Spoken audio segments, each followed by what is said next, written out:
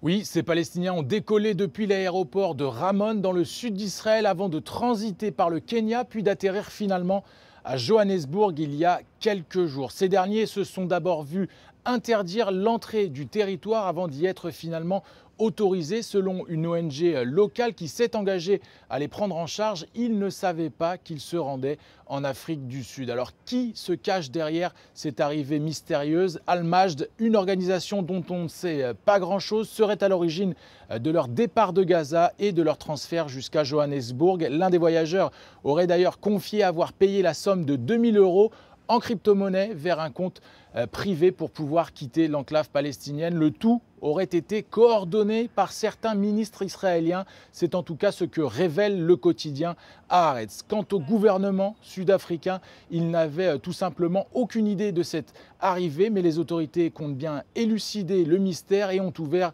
une enquête. Les autorités israéliennes affirment de leur côté que l'Afrique du Sud avait donné son accord à cette arrivée. C'est déjà la deuxième fois qu'un avion charter pour des habitants de Gaza atterrit dans les mêmes conditions à Johannesburg ces dernières semaines.